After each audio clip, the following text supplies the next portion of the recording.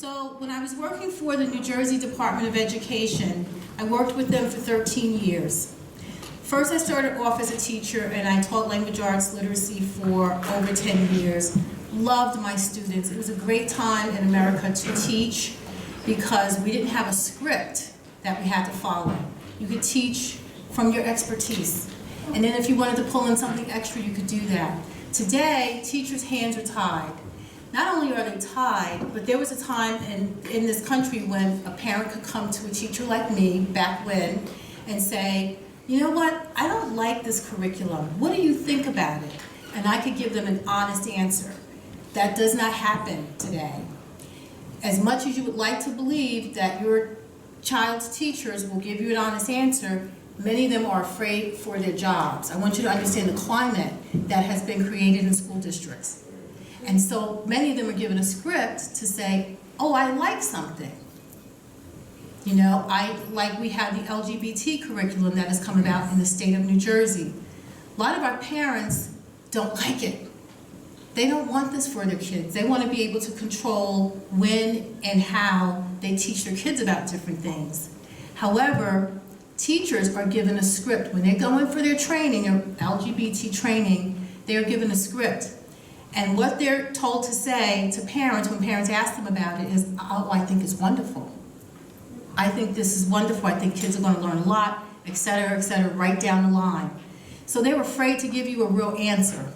So just caution in that area. When you're talking to teachers, understand that their jobs are now on the line. Whereas when I was teaching, I did not have that issue. So I learned more than I wanted to know when I started working for the Department of Education, and I got out of the classroom and I thought, oh my goodness, this is going to be so great. I'll be able to touch more lives once I start working for the state. And I learned why school districts are so confused, okay, because it starts at the top. Ergo, the name of my book, Top-Down Confusion. We have way too much government intrusion in the classroom. So our governor, the governor of New Jersey, Governor Murphy, he mandated this curriculum for our students. It is mandated now in California, it's mandated in New Jersey, it's mandated in Illinois, and Colorado now just came on board. So it's creeping across the country. Keep your eye on it. How do we end up with it? Short version. It was introduced in a bill. There are a lot of parents who advocate for students who have special needs. So our governor got together with a couple legislators who wanted this bill to go through, and they did something very crafty. They played on that parent who's always fighting for their special need child.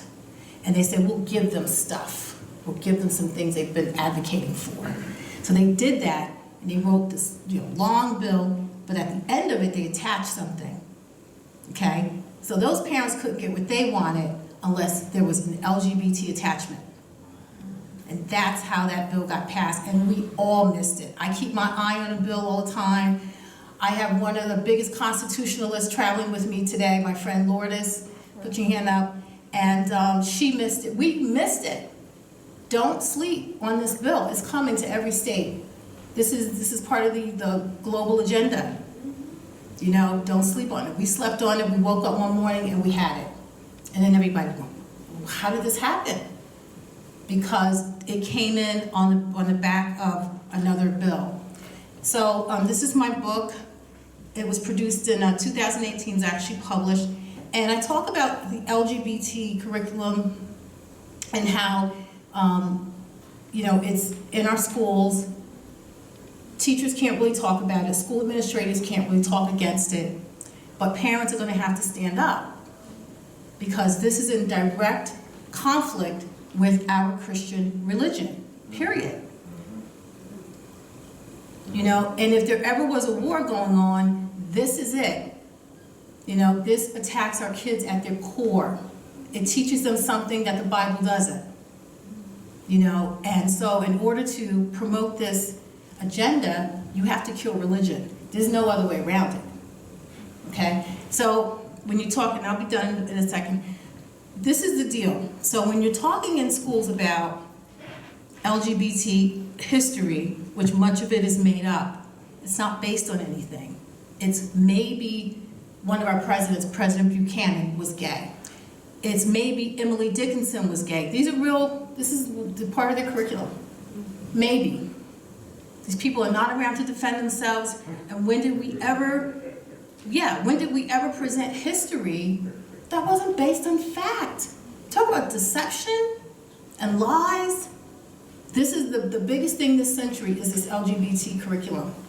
And if we don't stand up against it, some people in New Jersey are now starting to homeschool. I have someone here with me today, Lourdes, who just started homeschooling in January. Biggest decision she ever made. She toiled with it, she prayed over it, we talked it out, she cried it out, and she and her husband finally made the decision, we're gonna do it. And she jumped and leaped, and I think you're okay with it, right? The best decision I ever made.